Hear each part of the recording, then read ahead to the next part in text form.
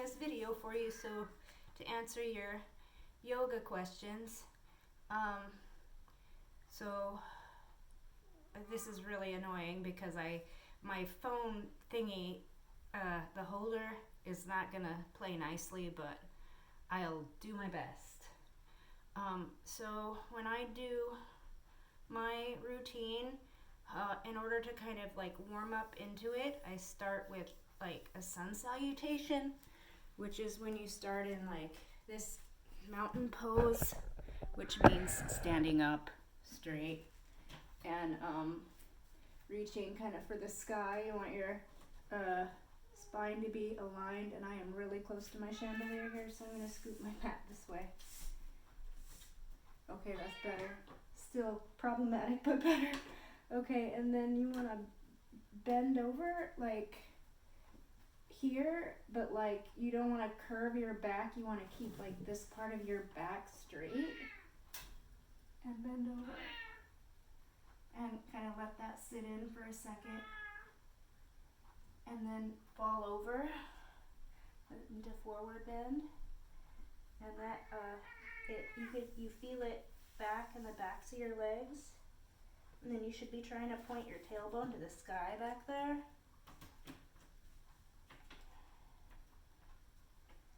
And just kind of let your head and arms just kind of melt towards the floor.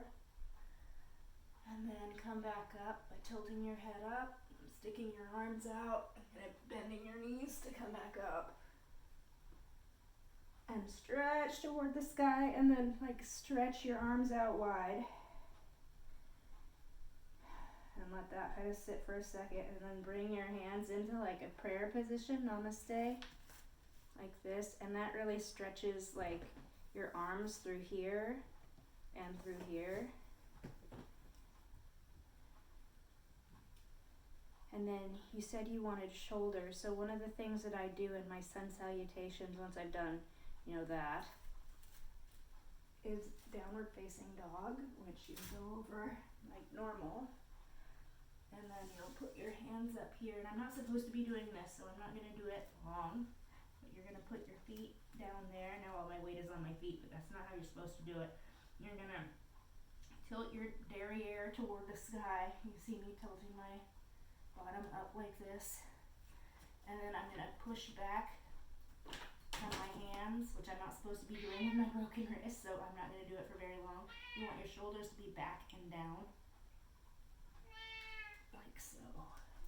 You're going to be up on your toes for this, and if you want to, and so I feel it like in the top of my spine, where I'm pushing my shoulder blades together, and then in the backs of the legs. And if you want to like intensify the stretch, you can drop your heels down to the mat or the floor or wherever, and that will help like lengthen the back of the spine, lengthen the spine and the muscles on the backs of the legs.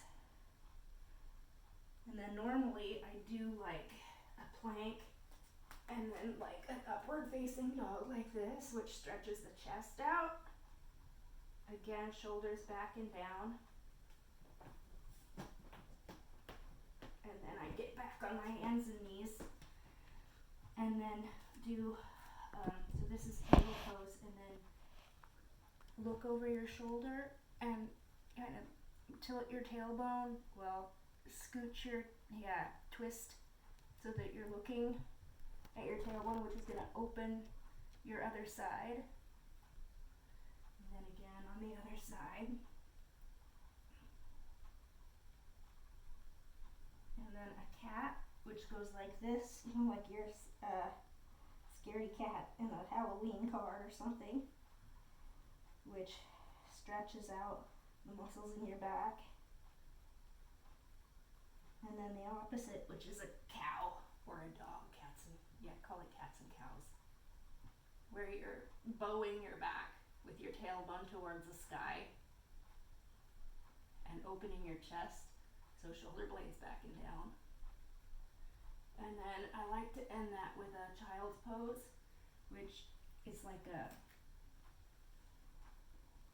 you just kind of putting your bottom back down on your feet and stretching your arms up above your head.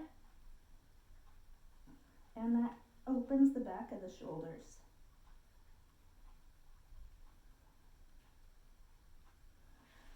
And then, if you want to do some sitting things, here's one I really like to do that opens the back really well. So you're kind of sitting in the Buddha position here, but I have my hands just kind of flat on my knees. I also am not sitting crisscross applesauce. I have my heels kind of in my groin, one in front of the other. And so if you're doing this, you should do the set with the legs here and then move it so that the other leg is closer to your body and do it again.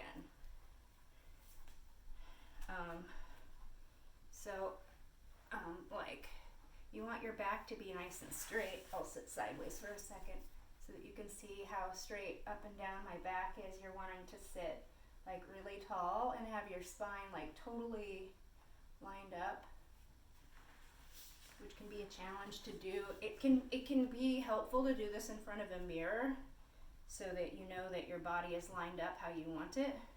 But I know that's hard to do unless you're actually in a yoga studio or a dance studio. Okay, so then we can do Namaste again, which I like to do. And then hands up, breathe, kind of inhale like this, up to the sky. And then one thing you can do is bend over to the side like this to open up this side of the body. And then again to the other side to open that side of the body. And then this one, you want to keep your back straight and then start to roll your spine. I'm going to do it from the front and then I'll do it from the side so you can see it from the side too. You're going to roll your head kind of down. You want like to roll it one vertebra at a time until you're like as far forward as you can go without your spine just kind of totally rounding out. And then you're going to take these arms and act like you're hugging a beach ball and push your spine out and back so that it's also rounding like you're hugging a beach ball. And I can feel that right through here where my bra strap sits, which of course you don't wear a bra, so you don't know where that is, but it's like the middle of the back, like right below the shoulder blades. So I'll do that from the side now so that you can see it. You can see my back is nice and straight. I got my hands on my knees. I'm gonna just kind of roll my head down to the bottom of my neck, shoulders, trying to get into the space between my shoulder blades. I'm gonna actually kind of point towards the wall over there with the top of my head and continue to go down, and I can't really go down any more than that. So now I'm going to bring my hands up to hold the beach ball and let my back, reach toward that wall back there. And I'm going to tilt my pelvis. My pelvis is pretty straight here. I'm going to tilt it forward like this to totally round out my back and stretch it. And it stretches it out like this, from the middle out to the sides, but it also stretches the erector spinae, the muscles, the long muscles that go all the way up and down the spine.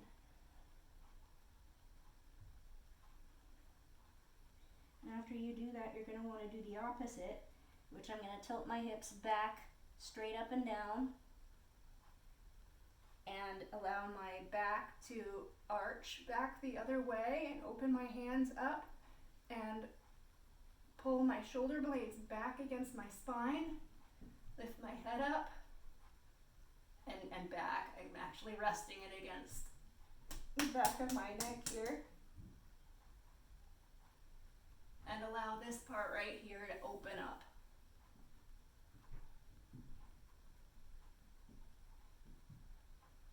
And now I'm going to come back in. Ugh, namaste. And I like to wiggle my neck around. And you can actually, one of the things that I like to do is either sit with my hands on my knees or something and back straight and just kind of roll my neck around and around and around. And when I find a spot where it's sticking and sore, I just kind of rest there. Breathe in, breathe out, wait for the muscle to relax. And then continue around and find the next spot that wants to stick. And just sit there and breathe and wait until that one relaxes, just all the way around. And then I might do it again, rotating my head the opposite direction. Another thing that would work really well to open the back, especially through the shoulder blades, is this one where like you have your arm straight out, you're gonna fold it basically straight across and then use this other hand to push it back towards your chest. So that's gonna open the shoulder blade on that side, this side. And then when you do the opposite over here, it opens the other shoulder blade.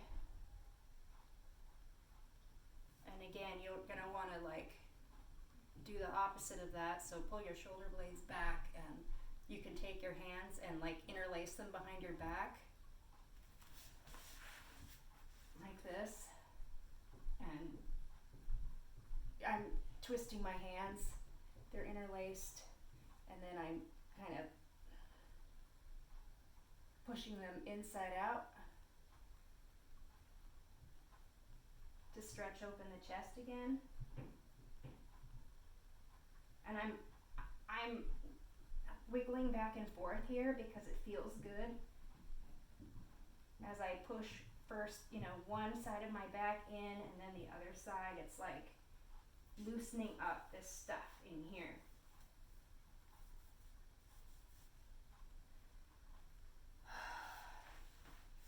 And then another one that I was thinking of is half eagle, which you cross your hands, and then this one is going to bend up, and then this one is going to come back around, and you're going to clasp your fingers together, and that gets up here in the tops of the shoulders and stretches them out.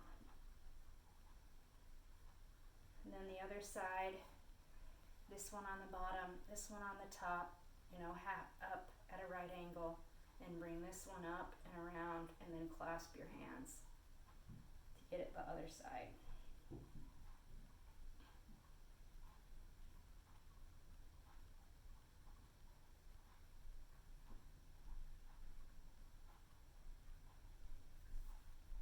And again, because I've done that, I want to open up my chest again, so I'm going to again clasp my hands behind my back. This time I'm just kind of handshake grab and just allowing that to go back. But you can also do this one again where your hands are kind of up and you're kind of pushing your chest forward and allowing your back to bend and looking up to the sky so that this area opens up here.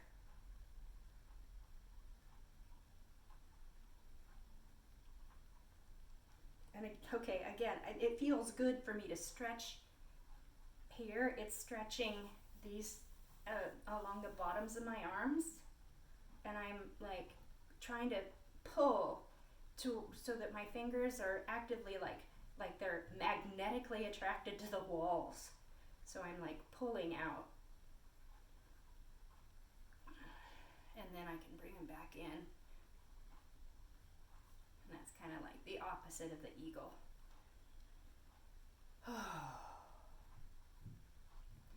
So yeah, always when you're doing yoga, they say that you're supposed to match your movement with the breath. I have a hard time doing that. So I'm mentioning it because to yogic practice it's important, but like I tend to sit in the pose for a long time, so I'm taking multiple breaths while I'm sitting in the pose, while I'm actively trying to relax, because that's what's going to allow the muscles to kind of naturally stretch open. Also, when you're done, like me being done right now, I feel like, I don't know, spiritually, psychologically lifted, like my mind and my body are like more aligned, and like if I do more than just the 10 or 15 minutes I've done here, it's an even greater effect, and feel like I can almost like conquer the world. It's a really great feeling, and it would really help my psychological state if I actually could make myself do it every day, which I haven't been real successful at. So that's the ones that I would recommend to open up the back. I imagine that crawling in holes involves a lot of, like, I don't know, maybe wanting to limber the legs and stuff too, but if you want that, maybe I'll make another video. Alright, well, I hope that's helpful, and I'll catch you later.